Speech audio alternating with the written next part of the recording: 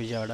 Vijayawada. Yeah. So ఎట్లుంది brother, ఈసారి మళ్ళీ అదే ప్రభుత్వం ఉంటుంది అనుకుంటున్నారా, లేకుంటే ప్రభుత్వం ఏమైనా చేంజ్ అవుతుంది అనుకుంటున్నారా? తప్పకుండా మళ్ళీ జగన్ గారి పాలన వస్తుంది. ఎందుకంటే సంక్షేమ పథకాలు కానీ అది కానీ అన్నీ కూడా ఎవ్రీథింగ్ కూడా మంచిగా ఉంది.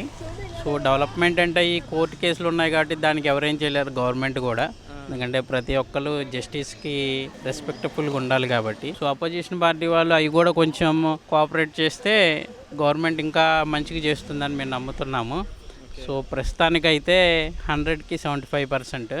సో 25% డెవలప్మెంట్ ఈసారి వచ్చినప్పుడు కంపల్సరీగా ఇది ఇస్తారని మేము నమ్ముతున్నాం. ఓకే, అంటే మరి జగన్మోహన్ రెడ్డి గారు ఇప్పుడు అధికారంలో ఉన్నప్పటికీ కూడా సొంత చెల్లెలు వాళ్ళకి వ్యతిరేకంగా ఉంటున్నారు, ఈసారి రావడం కష్టం అంటున్నారు, ఏం చెప్తారు? ఇవన్నీ ఎవరి ప్రయారిటీస్ వాళ్ళకు ఉంటాయి. సో ఎమోషనల్ సెంటిమెంట్ ఇవన్నీ పాలిటిక్స్ వచ్చే టైంకి ఎవరి ఇది వాళ్ళకు ఉంటుంది.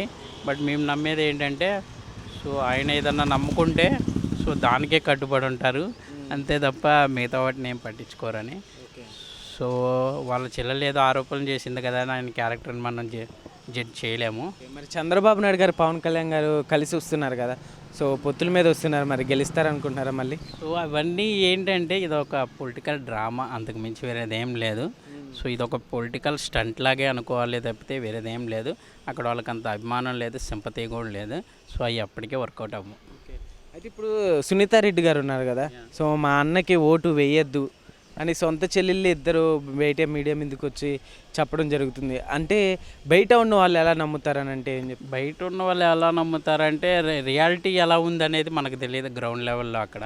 సో ఆమె కామెంట్ చేస్తుంది కానీ ప్రతిదానికి ప్రూఫ్ అనేది కంపల్సరీ కదా. సో ఆమె ఏ ఇంటెన్షన్తో అంటుందో వెనక ఎవరు మాట్లాడిస్తున్నారు అనేది ఆమెకే పర్సనల్గా తెలుస్తుంది కానీ ఎవరికి తెలియదు కదా. సో ఆయన అభిమానించే వాళ్ళు అయితే ఆయన ఏంటో తెలుసు, ఆయన దేనికి కట్టుబడి ఉంటారనేది. సో మేమైతే ఆమెను అంతగా నమ్మట్లేదని చెప్పొచ్చు. సో న్యూట్రల్గా చెప్పాలంటే మళ్ళీ వచ్చేది జగన్ గారి ప్రభుత్వం. జగన్ గారి ప్రభుత్వం. సో మరి చంద్రబాబు నాయుడు గారు ఈసారి ఖచ్చితంగా మేమే కొడతాం అంటున్నారు కదా. సో ఇంతకుముందు ఎట్లుండేది చంద్రబాబు నాయుడు గారికి జగన్మోహన్ రెడ్డి గారికి తేడా ఏంటంటే ఏమని చెప్పి ఇద్దరు డిఫరెంట్ ఏంటి? తేడా ఏం లేదు. టు బీ ఫ్రాంక్, ట్రాన్స్పరెన్సీ అంటే జగన్ గారు. సో అవసరాన్ని బట్టి మాట్లాడటం అంటే చంద్రబాబు గారు. సో ఎవరి వే ఆఫ్ స్టైల్లో వాళ్ళు యూనిక్. సో ఇద్దరిని రెస్పెక్ట్ చేస్తాము, కాకపోతే ఎక్కువగా అభిమానించడం మాత్రం జగన్ గారిని. అయితే ఇప్పుడు ఈ ప్రభుత్వంలో, వైఎస్ఆర్ ప్రభుత్వంలో నిరుద్యోగులు చాలామంది ఉన్నారు. ఇప్పుడు ఏపీకి రావడం జరిగింది, ఐటీ ఏం తీసుకురాలేకపోయారు, అభివృద్ధి కూడా చాలా వెనకబడిపోయింది అంటున్నారు, ఏం చెప్తారు? ఇన్వెస్ట్మెంట్లు అనేది ఓవర్ టైమ్ 1 డేలోనో 1 అవర్లోనో డిసైడ్ అయ్యేది కాదు. అవి day by day process. Government వాళ్ళ ఎఫర్ట్స్ వాళ్ళు పెడుతున్నారు కానీ దానికి ఎంత టైం పడుతుంది, దానికి రిమైనింగ్ వాళ్ళు కూడా ఎంత కోఆపరేట్ చేస్తున్నారు అనేది కూడా మనం ఆలోచించాలి. ఇన్వెస్ట్మెంట్లు అంటే ఇప్పుడు నాకు తెలిసిన వాళ్ళని తీసుకొచ్చి 2 కంపెనీలు 3 కంపెనీలు పెట్టిస్తే ఎంప్లాయ్మెంట్ రాదు కదా. సో అదొక ప్రాసెస్, అది నడుస్తుంది. ఇప్పుడు ఈవెన్ హైదరాబాద్ లాంటి నగరం అయినా డెవలప్ అవడానికి కొన్ని సంవత్సరాలు పట్టింది. అది 1 రోజు 2 రోజుల్లో జరిగింది కాదు. ఈయన వచ్చిన 5 ఇయర్స్లో 2.5 ఇయర్స్ కరోనానే సరిపోయింది. మిగతా 2.5 ఇయర్స్లో సో ఆ రెవెన్యూ లోటు కానీ మిగతాయి కానీ మేనేజ్ చేసుకోవటం అవన్నీ కొంచెం ఆయనకి టైం పట్టి ఉండొచ్చు. ఇంకోసారి అవకాశం ఇచ్చి కొంచెం నమ్మకం ఉంచితే గవర్నమెంట్ మీద ఇంకా మంచి చేస్తారని మేము నమ్ముతున్నాం. సో ఎంప్లాయ్మెంట్ అంటే ప్రస్తుతానికి అక్కడ అంత ఇబ్బంది ఏం లేదు. సో మొన్నటిదాకా సెంట్రల్ క్యాపిటల్గా హైదరాబాద్ ఉంది కాబట్టి అలాంటిది ఇబ్బంది ఏం లేదు. సో మళ్ళీ కోర్టు కేసులు అవన్నీ సాల్వ్ అయితే ఎందుకంటే వైజాగ్ మంచిగా డెవలప్ అయ్యి హైదరాబాద్ మించి నగరం అవుతుందని అక్కడ యూత్ భావిస్తుంది.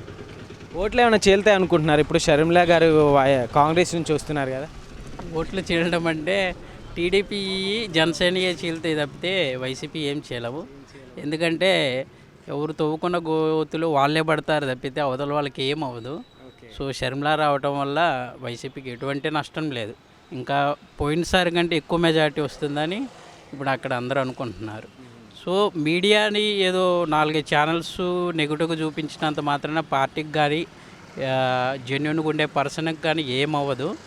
సో కంపల్సరీగా ఈసారి వైసీపీ అంతే కాన్ఫిడెన్స్తో వస్తుందని, ఎవరికైనా కాన్ఫిడెన్స్ అనేది మెయిన్. ఇప్పుడు చూస్తూ ఉన్నాం అక్కడ వైసీపీ ఎంత కాన్ఫిడెంట్గా ఉందో, ఎలాంటి మీటింగ్స్ పెడుతుందో.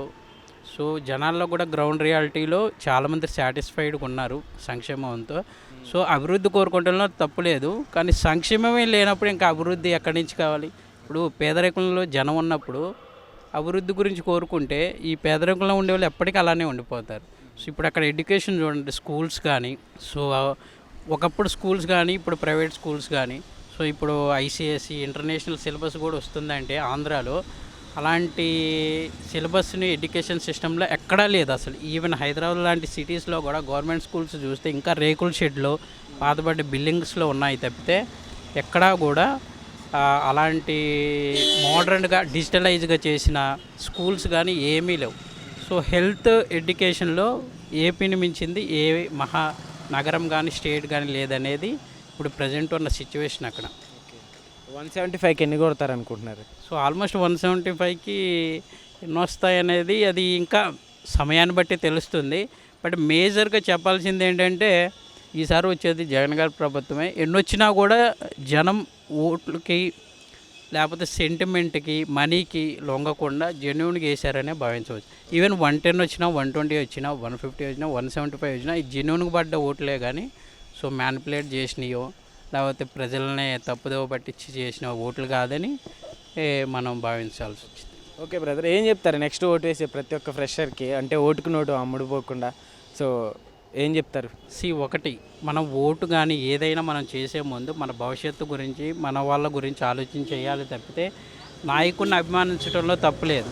కానీ ఆ అభిమానంలో నాయకుడు ఏం చేసినా కూడా మనం సపోర్ట్ చేసామనుకోండి రేపు మన భవిష్యత్తే నాశనం అవుతుంది. ఇప్పుడు మీరు జగన్ గారిని ఏదో మీడియా తిట్టిందనో మీ నాయకుడి మీద అభిమానం ఉందనో మీరు ఆయనకి ఏకపోవటం వల్ల రేపు వచ్చే భవిష్యత్ తరాలు కూడా ఇదైపోతున్నాయి. ఒకసారి ఆలోచించండి, ఒకప్పుడు ఎడ్యుకేషన్ ఎలా ఉంది, హెల్త్ ఎలా ఉంది, ఇప్పుడు ఎలా ఉంది అనేది ఒకసారి కంపేర్ చేసుకోండి. సో ఇప్పుడు ఆయన డెవలప్మెంట్ చేస్తా అంటున్నాడు, నాకు ఒక అవకాశం ఇవ్వమని మొన్న పవర్ తీసుకున్నాడు. మీరు నిజంగా గవర్నమెంట్కి అపోజిషన్ వాళ్ళని ఒకటే అడుగుతున్నాం, మీరు నిజంగా అపోజిషన్ పార్టీలో ఉన్నప్పుడు రాజకీయాలు పక్కన పెట్టి డెవలప్మెంట్కి మీరు ఎందుకు సపోర్ట్ చేయట్లేదు, ఎందుకు కోఆపరేట్ చేయట్లేదు, మీరు ఎందుకు కోర్టులో కేసులు వేసి ఆపుతున్నారు? అంటే మీకు ఇష్టం లేదా రాష్ట్రాన్ని గురించి? ఇప్పుడు జగన్ గారు అంటే మీకు ఇష్టం లేకపోతే రాష్ట్రం అంటే మీకు ఇష్టమైనప్పుడు మీరు అభివృద్ధికి కోఆపరేట్ చేయాలి కదా. మీరు ఎందుకు చేయట్లేదు? కోర్టులు ఎన్నాళ్ళు ఉంచుతారు? సుప్రీంకోర్టులో ఆ కేసులు ఎన్నాళ్ళు ఉంచుతారు? హైకోర్టులో ఎన్నాళ్ళు ఉంచుతారు? మీకు రాజధాని ఇష్టం లేదా ఇవ్వటం? అది ఇది అనేది ఒకసారి అపోజిషన్ వాళ్ళు ప్రజలు ఆలోచించుకోవాలి. ఈసారి మాత్రం వైసీపీ ప్రభుత్వానికి వచ్చిన ప్రభుత్వానికి డెవలప్మెంట్లో ఎటువంటి ఇబ్బంది లేకుండా ఆ కేసులు కూడా రిజాల్వ్ అయితే అసలు ఆయన డెడికేషన్ కానీ ఆయన విజన్ కానీ జనాలు ఏంటనేది అర్థం చేసుకుంటారు. ప్రస్తుతానికి ఇప్పుడు ఆయన ఆపుతుంది ఆయన ముందున్న అడ్డంకులే తప్పితే ఆయన చేయకూడదన్న తపన మాత్రం కాదు. సో తప్పకుండా ఆయన ది బెస్ట్ చేస్తున్నారంటానికి ఆయన ఇప్పుడు ఫాలో అయ్యే పాతే నిదర్శనం.